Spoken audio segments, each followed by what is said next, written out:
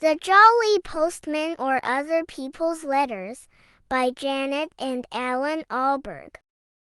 Once upon a bicycle, so they say, a jolly postman came one day from over the hills and far away, with a letter for the 3 bears. Mr. and Mrs. Bear, 3 Bears Cottage the Woods. Dear Mr. and Mrs. Bear and Baby Bear, I am very sorry indeed that I came into your house and I ate Baby Bear's porridge. Mommy says I am a bad girl. I hardly eat any porridge when she cooks it, she says. Daddy says he will mend a little chair. Love from Goldilocks. P.S. Baby Bear can come to my party if he likes. There will be 3 kinds of jelly and a conjura. So the bears read the letter except Baby Bear. The postman drank his tea, and what happened next we'll very soon see. Off went the postman, toodaloo, in his uniform of postal blue, to a gingerbread cottage and garage too, with a letter for the Wicked Witch.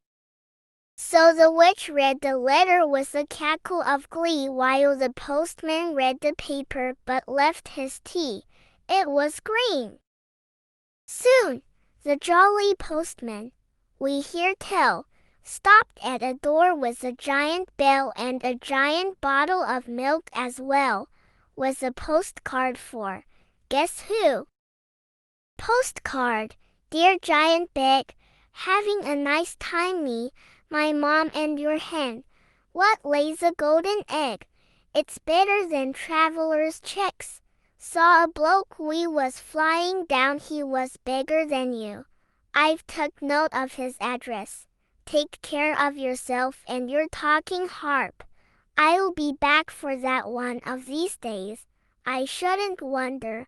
Bye for now, your very little pal, Jack. So the giant read the postcard with Baby on his knee, and the postman wet his whistle with a thimbleful of tea. Once more on his bicycle, the postman rode to a beautiful palace, so we've been told, where nightingales sang and a sign said sold, with a letter for Cinderella. There's a surprise! Dear Princess, we at the Piper Press hope soon to publish a little book for younger readers in celebration of your recent marriage to H.R.H. Prince Charming. A copy of this book is enclosed for your approval. We trust this somewhat shortened version of Your Highness's most marvelous tale will not displease you. We also trust that you will be comfortable in your new home and live happily ever after. Your humble servant and loyal subject to be, Peter Piper, Managing Director. So Cinders read her little book.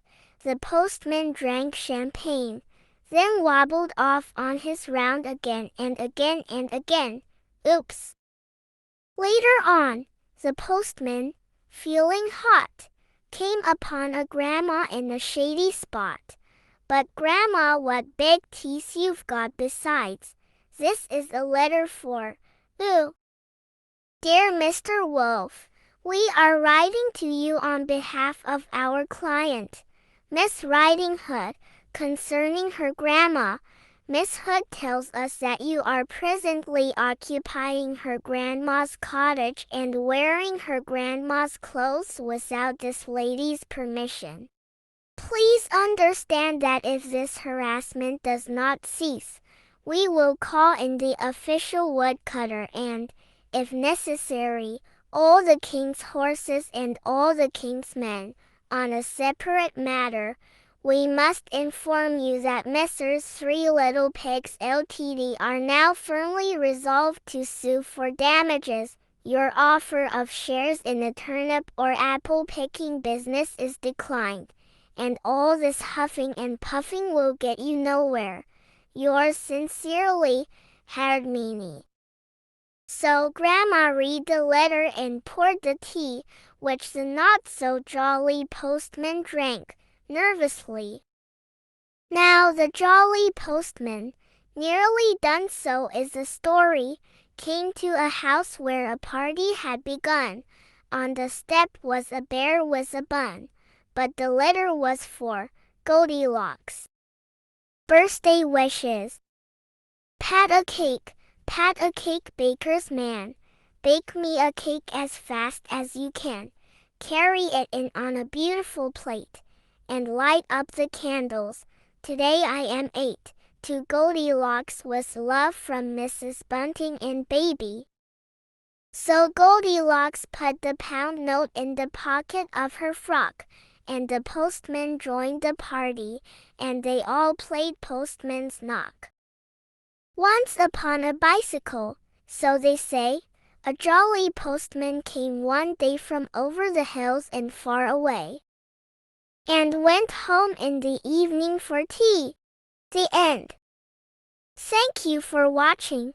Don't forget to subscribe, like and share our video with family and friends.